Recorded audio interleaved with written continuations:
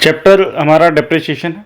तो चैप्टर जो है वो चैप्टर हम पढ़ रहे हैं डेप्रिसिएशन।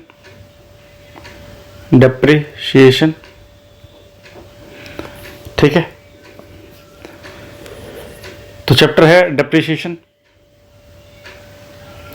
तो इसमें सबसे पहले हम ये समझते हैं कि भैया अगर हमें एंट्री पास करनी है, जनरल एंट्री पास करनी है, तो अगर मान लो हम एसेट खरीद रहे हैं, एसेट खरीदते समय, खरीदने के समय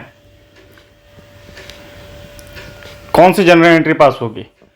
तो सिंपल सी बात है, अगर हम एसेट खरीदते हैं तो उस समय एसेट्स जो है वो हमारे पास आएगा, तो एसेट का बढ़ना जो होता है वो डेबिट में रिकॉर्ड किया जाता है। कहाँ रिकॉर्ड किया जाएगा? डेबिट में रिकॉर्ड किया जाएगा।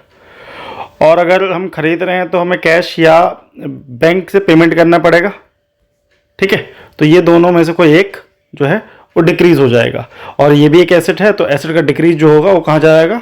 वो क्रेडिट में जाएगा। ठीक है, तो इसका मतलब हम एक चीज़ समझ चुके हैं कि अगर हम जनरल एंट्री पास करेंगे तो जनरल एंट्री क्या हो जाएगा? तो एंट्री क्या हो जाएगा? Asset account to bank account.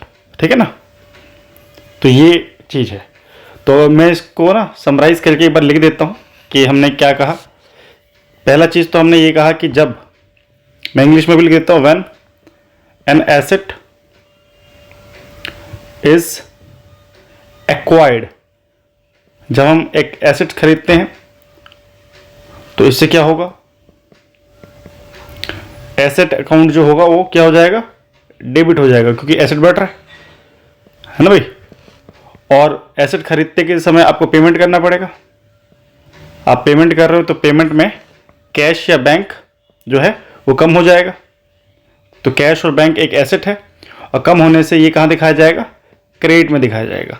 तो इसका मतलब जब डेप्रिसिएशन चैप्टर पढ़ रहे हैं और एसेट लिखा जाता है कि हम एसेट खरीदा है हमने, तो उसकी एंट्री क्या होता है? Asset account debit to bank account. ठीक है, अगर कैश में खरीदा है तो asset account debit to cash account. ये बात समझ आ गया?